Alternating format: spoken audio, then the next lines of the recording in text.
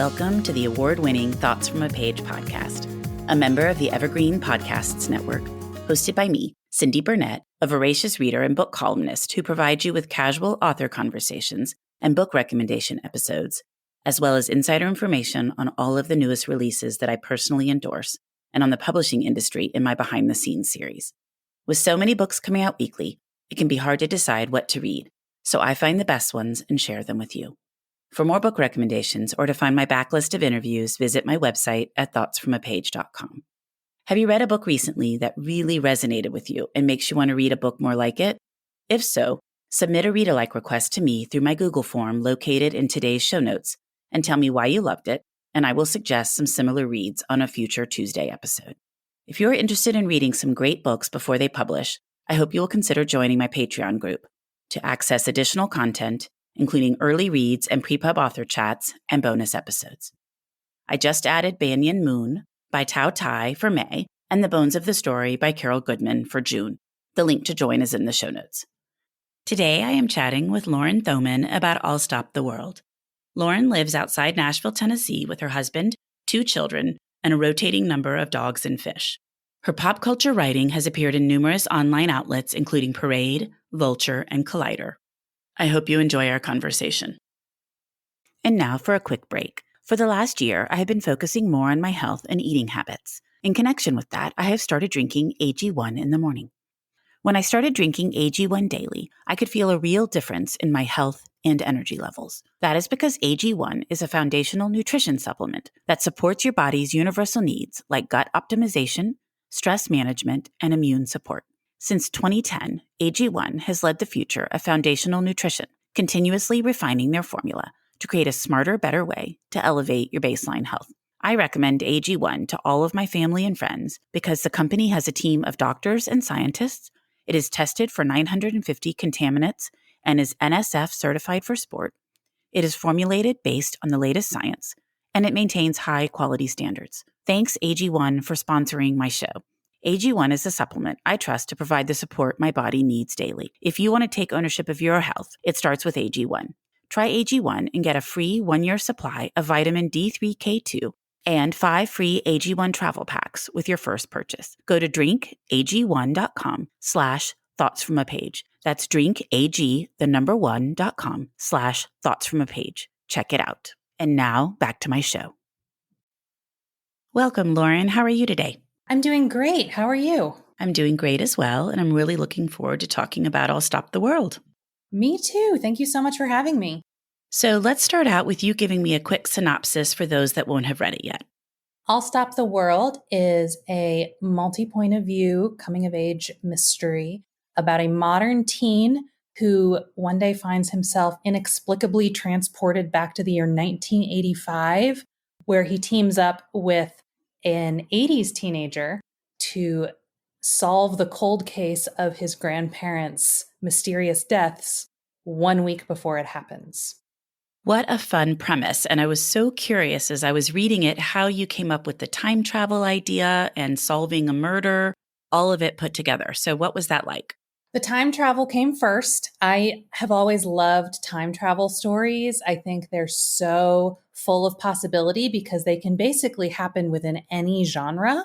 So I knew I wanted to write a time travel story. One of my favorite time travel movies is Back to the Future, of course. And I was watching Back to the Future and I was thinking, wow, it's really handy for Marty in traveling back to 1955 that he just happens to have this contact who's a scientist studying time travel and building a time machine and knows exactly what he has to do in order to get back.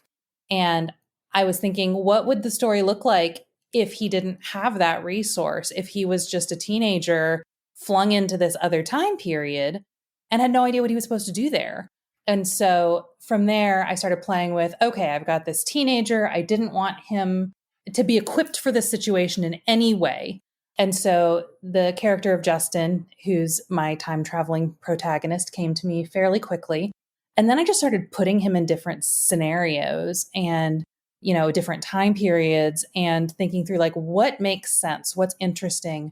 And fairly early on, I realized that even if he doesn't know what he's supposed to be doing there. He has to have some sort of idea. Otherwise, it's extremely boring. And so I was like, well, what if there was this tragedy that happened in his family's past that no one actually knows why it happened or the circumstances surrounding it? And he gets it in his head that maybe if he can prevent this tragedy from happening, maybe that's why he's there. And then maybe that will fix this time travel problem that he's having and get him back to his own time. And I also was thinking about, the role that family plays in our lives. And what if there were these people in his past that he never met, these grandparents, and they were killed when his mother was very, very young. And so she was not raised by her parents, and all the ripple effects that would have throughout time on his life as he knows it. And so just sort of those pieces of thinking about family and the effects that we have on one another, and also like trying to introduce that drive for him to actually do something, even if he's never sure that's what he's supposed to be doing. It all kind of came together into this mystery. I've always been so intrigued, as you have been, with time travel. Any story that involves that appeals to me, or at least to try to read it. It's just such an interesting concept for some of the reasons that you just mentioned. One, to see different time periods, places, times that I didn't live, but also to see people that I would have loved to have seen when they were young, what their lives were like. I mean, there's just so many possibilities. Did you spend a lot of time trying to decide how the time travel would work? Yes and no. I have watched and read so many time travel stories that I knew that I didn't want to get super scientific with it, because I am not like an astrophysicist. And that's not what interests me about those stories. And I knew I didn't want it to be something I'd seen before. So I didn't want to try to reinvent the wheel. Like, we have Back to the Future, we have all of these wonderful time travel stories that I was like, well, I don't want to do my take on something that's already been done. So, not saying that I did something that no one has ever conceived anything close to it before, but I was just thinking, like, what interests me about these types of stories? And it's not really about how it happens. It's more about why it happens and what the characters do once they're in these situations. So one of my big pet peeves with time travel stories is I will take almost any sort of explanation for the time travel that anything is willing to give me, as long as it stays consistent within itself. So I just knew that whatever I came up with, I had to understand it in my own brain, and it had to make sense, even if I wasn't going to get really scientific with it. So it's not sci-fi, because I think sci-fi really has to have science. And mine's more of a philosophical time travel almost. So it's sort of by figuring out what I liked in other time travel stories and just pulling on what interests me about this as a concept. It developed pretty organically in my brain. And the trick was then trying to get it to come across to readers. And I think you're right. The simpler, the better, unless you're wanting something more scientific. But what I think is always so interesting is like what that person does when they first get there and they realize they're somewhere else, and how do you go forward and how do you adapt? And then obviously, as you mentioned too, why they're there. Yes. And there were so many versions of this book where I had him do differing things when he got there, and to where I eventually landed on kind of where my second protagonist of Rose comes into play is when I realized, I said, he has to meet someone right away that's going to be on this journey with him, because every version I had with him just wandering around different time periods alone, having no idea what he was doing, got incredibly bogged down very quickly. But as soon as I introduced the idea of maybe there's someone that he meets that's contemporary to that time period that for whatever reason believes him, like, then there's someone to play off of and they can explore this predicament together. And be a guide for him, so he isn't just wandering endlessly around the time period. Yes, because at first I thought, oh, logistics are interesting. And I don't know why I thought that. I was like, how will he get food? How will he find shelter? How will he? And then I started writing logistics and I said, no, these are actually incredibly not interesting. And so, yeah, there's a lot of deleted scenes for this book that are not fun, because it's just him trying to figure out how to fill in that bottom level of Maslow's pyramid of how do I meet my basic human needs, but by introducing another character, I could get through that relatively quickly and get to the actual like meat of the story. That makes sense. And setting it in the 1980s is such an iconic time period with very recognizable things. So that must have been fun to create that setting as well. It was. I mean, I was born in 1980, so I was alive in the 80s. I was younger than my characters are, but I still remember a lot of it and like a lot of how life worked and trying to think in terms of, I have two teenagers of my own now and thinking like, what would they do if they were flung back into when I grew up and they didn't have all these resources they're used to having? They didn't even the way you communicated with friends wasn't the same. The way you made friends wasn't the same as it is now. And so I thought that it would be really interesting to see a modern teenager try to navigate the way that it used to be for me and for, people of my generation, that we never thought it was strange. We took it for granted because that's all that we had. But now I think it would be very, very odd to be like, okay, there is no internet. Okay, you share a phone with your whole family. Like these things would just blow their minds now. You share a phone with your whole family that's attached in your home and it doesn't go anywhere. Right. And you have to like, if you want privacy, you like shut yourself in a closet. Exactly. So you can't take your phone and just look up what's happening, try to figure out where to go, where things are. So yes, it does provide a lot of fodder to write about. Yes. And also him trying to explain some stuff to a teenager in the 80s. Like, she's like, okay, you call it a phone, but it's really a computer. Because in the 80s, computers were these giant things that took up so much space. And it's like, but it's a phone and like, that doesn't make sense. Yes. And it's so mind boggling, I'm sure, for somebody in the 80s. And those are the aspects of time travel that I do enjoy, that juxtaposition of the different time periods and what it's like to try to explain that to someone. And so I really enjoyed that. Yes. Well, your book is under the new Mindy Kaling imprint, Mindy's Book Studio. So how has that been? I mean, this is my debut, so it's been great, but also I have no frame of reference. I have nothing to compare it to.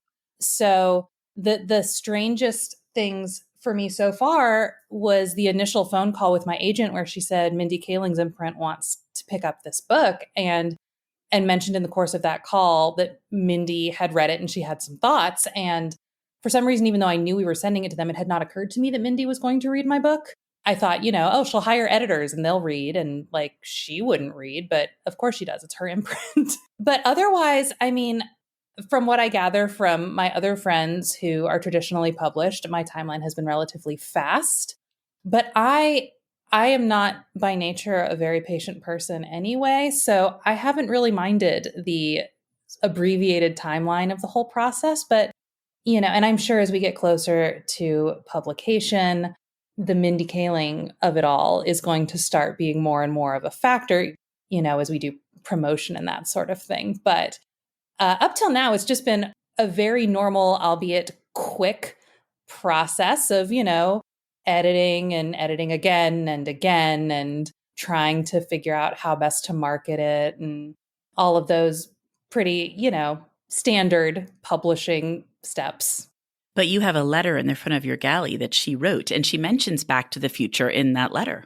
She does. And yes, and that getting to see the Mindy Kaling introduction, the fact that on the product page, she's listed as like a co-author with me, that's all very surreal. Yeah, and I'm not surprised. I think a lot of people will get the Back to the Future vibes. He even references Back to the Future. I said it in 1985, which is the year that Back to the Future came out. And it would have been out at the time that the book is set, but it would still be in theaters. So not everyone would have seen it. It would not be the cultural like touchstone that it is now. And so it's funny because my characters are actually contemporary with that movie, but the one who knows it the best is the one from the future who's seen it multiple times and not just, oh yeah, that movie came out a couple of months ago. Yes, they're probably like, why does he keep focusing on this movie? It's so new. I don't know that much about it. Yeah, and I mean, it's not heavy-handed referencing because he's not, I didn't want him to be this like giant time travel nerd. So he doesn't know much, but he knows Back to the Future. He's seen it before because I think like I did a lot of asking my kids when I was writing this, do you know what this is? Would your friends know what this is? And so I was like, do most of your friends know what Back to the Future is? And they were like, oh yeah, we've all seen Back to the Future. So I was like, yeah, that's a pretty standard thing for teenagers today to have seen, even though it came out in the 80s. And I also have, there's a bunch of Back to the Future Easter eggs, but hopefully they're not too heavy handed. So they're not pulling people out of it, but it's not a shocker that she picks up on that. Absolutely. Well, how did you decide on your character names? I'm always fascinated with how authors choose character names and what names can signal. Names are funny. So Justin came to me because I have never met a Justin I didn't like. I have known numerous Justins in my life, and every single one of them I've always enjoyed. And so I was like, I need to name my character something that, at least for me, I have a positive association with, because I'm going to put this poor kid through so much. I wanted to give him a name with good vibes for me. And so that's really where that came from. Rose, I honestly don't know where her name came from. She was just always Rose. It just appeared in my head. And that was really the case with a lot of them. I was thinking of their personalities and I was thinking of what they would look like. And they just sort of appeared. Like Lisa was always Lisa. Noah was always Noah. Carl was always Carl. And I can't really say why. I had a vibe that I was going for. I don't like to use the names of specific people I know. Justin was kind of an exception, but that's sort of because he's not based on any one Justin I've known. I've just known a lot of them. and they've all been good. And so he was more of an amalgamation. But the other, I don't name main characters after people I know well, because I don't want them to influence the way I write the character too much. The only one I spent a significant amount of time like wrestling over his name was Sean. I wanted to evoke a certain like type of person with him. And I did like look at popular boy names for, he would have been born in like 1968. So I was like, what were people being named? I didn't want to go with something super common, but still like I wanted this very like likable, charismatic kind. I compare him in the book to Matt Dillon. I felt like 80s Matt Dillon vibe. And so I was like, what's a good name that gives someone that vibe? Because that's one that didn't come to me immediately, that I actually like went through lists of names looking for it. But the others just kind of popped into my head. And I did then go back and I was like, were people naming their kids Charlene in 1968? And yes, people name their kids just about anything in any time period. But yeah, and then I have some surnames are nods to real figures, like Lisa's mother, Diane, who's running for office. Her last name is Lewis, and I named her for John Lewis, such an important figure in civil rights. And because I wanted to give her something that meant something, there's a character named Michael McMillan, who's a janitor in the school, and he's the one that we learned early on was the one that this fire that killed Justin's grandparents was blamed on in the future. But, Justin says early on, we're not sure that's actually what happened. And so he's named for a man named Walter McMillan, his case was profiled in the book Just Mercy, where he was a Black man who was wrongfully convicted for a crime he did not commit. And so there are some historical figures that get nodded to. Rose's last name of Yin. Yin is a very common Chinese surname, but her last name was for some very good friends of my grandparents, who just when I started writing her character, I had just visited them at the time they were living in assisted living. And I looked on their calendar and they had big block letters, dinner with the Yins. And I just remember, I was like, oh yeah, the Yins. And I was like, I think that's her name. So there are a few little nods to real people. Well, names do have such connotations, so if you think about different names and who you associate them with. And as soon as you said Walter McMillan, I was like, oh, I remember that from Just Mercy. Mm-hmm. Well, you mentioned your timetable being quicker with going with Mindy's book studio. Tell me a little bit about that. So typically from, an editor acquiring a book for their publishing house or imprint to the time the book comes out is, I think a typical timeline would be 18 to 24 months, around there. My book was acquired at the beginning of April 2022 and is coming out at the beginning of April 2023. So I had 1 year. So it's It's fast. I had very fast round of edits. I think a typical first round of edits in traditional publishing, you tend to have a couple months to turn it around. I had 3 weeks. And so just things like that. Each phase was faster than it typically goes. But again, once I work well with deadlines, I do not work well without them. So, recently I had a conversation with someone that was saying, well, how long will this take you to do? And I said, well, it depends. If left to my own devices, it will take me approximately 10 years. And if I have a deadline, I can probably get it done in a couple months, So because once I know someone's expecting this from me by this time, I can put my head down and really work fast. But when I don't have that, I have a hard time focusing. So the fast timetable worked for me. I mean, those 3 weeks were very full. I was working constantly. But at the same time, I think I probably would have done that anyway if they'd given me longer, just because I wouldn't have wanted to come up against the deadline and not have it done. And so I tend to sort of hyper focus until a thing is done if I know someone is waiting on it. And so it was fast, but I think for me, it was fine. I've never really actually felt super rushed at any point in this process. The only part where the deadline became a problem was my round 3 of edits came in right when I got COVID for the first time. Oh, no. And they said, we need this back. And round 3 is fairly light in terms of edits, but there were like a couple of scenes that needed rewriting and then just a few other small notes. And I could feel my brain just going with that COVID fog. And so they had given me, I think, a week, but I think I did it within the first 3 days and sent it in. And I said, I don't know if this is good enough, but it's not going any better than this. Like I did as much as I could before my brain totally went and now it's gone. And so I sent it in and my editor said, no, this is great. Yeah, you address the notes, you're done. And then later when I got my like proofreading pages back and I looked over it, I was like, I do not remember writing this. So I was like, they work. So apparently my subconscious took the wheel with the COVID brain. But yeah, that was one where I was like, oh, it would have been nice to have longer so I could actually not have COVID while I was doing these edits. But it worked out, fortunately. I guess I knew the characters well enough by that time and their voices that I could kind of do it while my brain was only on backup mode. But yeah, there were definitely scenes in there that I had no memory whatsoever of writing. And if you'd have asked me what happened in them, I couldn't have told you until I reread them. Okay, that is too funny. And is she putting out a book a month? Do you know? No, the first book from Mindy's book studio in December was The Vibrant Years by Sonali Dev. And, and that's a lovely multi-generational story of family and love. And it's, it's funny. It's very different than mine, but Sonali is lovely. And she blurbed my book actually. But then I'm the next one. I'm the first debut. So, December to April. So we have 4 months in between. And then the next one, I don't believe is until at least the summer. It might even be the fall. I can't remember what the publishing dates are on the next one. So each one is several months apart.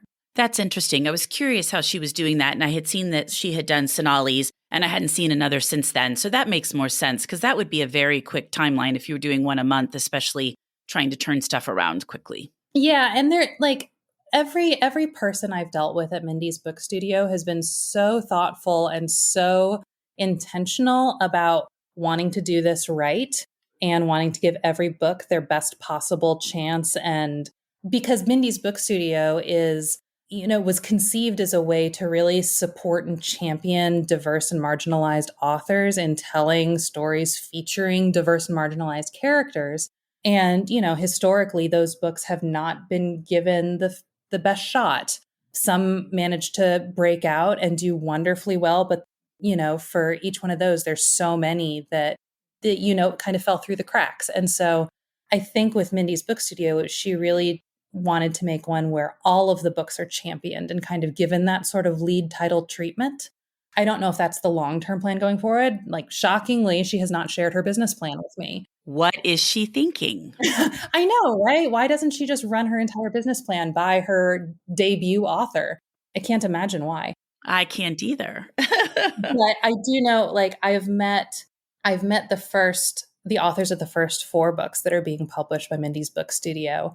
And everyone is lovely. Everyone is very happy with how their book has been treated. And I don't know that they would be able to offer that with, trying to put out a book a month. For sure. I do agree with that. Well, the title caught my eye because I love the song by Modern English, I Melt With You. I'm assuming the line comes from that, or is that not right? It does. It does come from that. But it's funny because I didn't title the book until I had finished writing it. I am bad at titles. I have other friends that won't even start writing a book until they have the title. But I would rather write an entire book than find a title for it. And I did. And then I was like, okay, I really do need a title for this before I send it to my agent, because I don't think Lauren's time travel book is going to cut it. And so I was racking my brain, like looking through the book, trying to find lines that stood out. Nothing jumped out to me as title worthy. And I was on Twitter and I saw a tweet from Eric Smith who talked about how he had retitled one of his more recent books.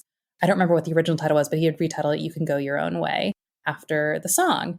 And I went, oh, a song lyric. That would be interesting, because I knew you couldn't put song lyrics in a book, but you can use them as a title because you can't copyright a title.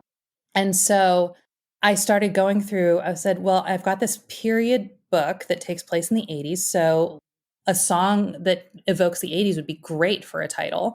So I started going through lists of what was on the radio in 1985, looking at a bunch of song titles, seeing if any sort of pinged me in that part of my brain. And when I came across I Melt With You by Modern English, I went, oh, that might be the right vibe. And so I looked up the lyrics to refresh my mind on those. And as I was looking through the lyrics, and I was like, oh, this is interesting.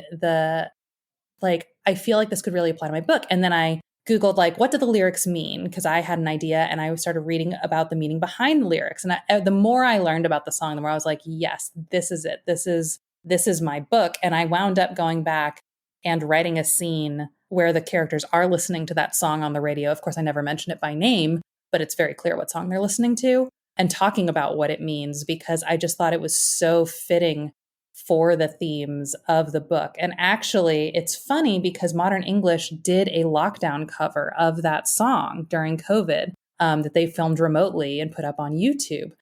So that was an additional funny thing about it, because that's the version in the book that Justin says he's heard. He heard the COVID cover.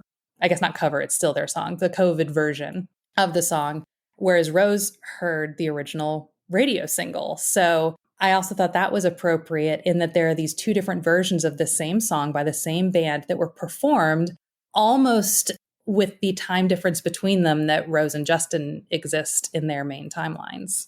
Well, I've always loved that song so much, and it definitely is very reminiscent of the 80s. And I just recently discovered a cover by another band that I love, Bowling for Soup, and they do a great cover of that song. So I've been listening to it a lot lately, and it kind of was bringing it back. And then it was the title of your book, and I thought, well, I have to read that book because I have been listening to this song all the time. Oh, I haven't heard that cover, but I will definitely look it up probably as soon as we get off recording this. Yeah, it's really good. Well, before we wrap up, I would love to hear what you've read recently that you really liked, Lauren. So I've been on a bit of a horror kick lately. There's a horror book coming out tomorrow as of the date we're recording this, but it'll already be out when the episode airs, called She Is a Haunting by Tran, that is about a Vietnamese American girl who goes to a house in Vietnam that her father is turning into a bed and breakfast that she realizes is haunted. And so that's very good, very atmospheric and creepy, and I loved it. On the other side of the spectrum, I recently read and loved Lunar Love by Lauren Kung Jessen, who's another 2023 debut. Her book came out in January, and it's about rival matchmakers who each use the Chinese zodiac. And I was really drawn to that because, first of all, Lauren lives here in Nashville and is also named Lauren and is also half Chinese. And I was like, how do we not know each other? So we met for coffee one day and realized we actually have quite a bit in common. But both of the main characters, both of these rival matchmakers, are mixed race Chinese American. And she said, I did that because I don't see books that have people like me as the main characters, much less both of the main characters. So she's like, so I was like, no one else is going to write it. I'm going to write it. And, Rose is also half Chinese because of the same reason. I was saying, I never see, and I'm not saying they haven't been written. It's just typically in the books that I read, it's very rare for me to find a mixed race Chinese main character. And so I wrote one for that reason, and she wrote two. And so that's just a delightful rom-com. It's very much in the spirit of You've Got Mail, if You've Got Mail was set in modern times and about rival matchmakers. I remember seeing that one all over Instagram. Oh, it's delightful. It deserves every bit of praise it's getting. Okay, I may have to pick it up. I'm not a huge rom-com reader, but I do occasionally read them, and that one sounds like it could be intriguing. Mm-hmm. Good. Well, Lauren, thank you so much for joining me in the Thoughts from a Page podcast. I thoroughly enjoyed chatting about I'll Stop the World. Thank you so much for having me. It was delightful to be here.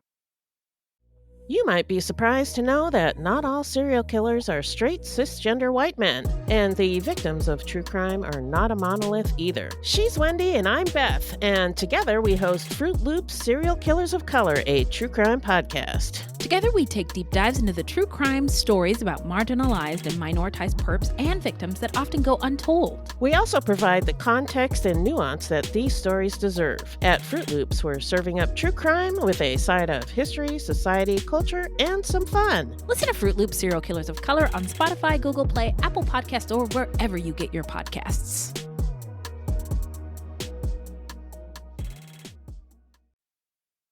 Thank you so much for listening to my podcast. If you like this episode, and I hope you did, please follow me on Instagram at Thoughts From a Page. Consider joining my Patreon group to access bonus content and support the podcast. Tell all of your friends about the show and rate it or subscribe to it wherever you listen to your podcasts. I would really appreciate it. The book discussed in this episode can be purchased at my bookshop storefront, and the link is in the show notes. I hope you'll tune in next time.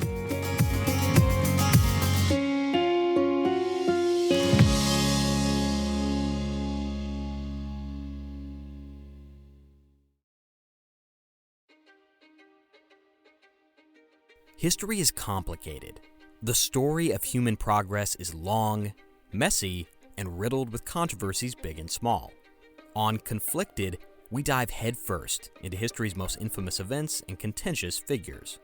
We try and untangle the good from the bad, the fact from the fiction, and the monsters from the misunderstood. Was Genghis Khan a murderous butcher or a civic pioneer? Did the Allied powers go too far in firebombing the German city of Dresden at the twilight of World War II? And how did the Marquis de Sade acquire such a sinister reputation? And was any of it true? These are just a few of the tough questions we wrestle with and investigate on Conflicted. So if you love history or just enjoy a good story, please join me, your host, Zach Cornwell, for a fascinating new topic each and every month. Conflicted, a history podcast, is available on Spotify, Apple, or wherever else you get your podcasts. I hope to see you soon.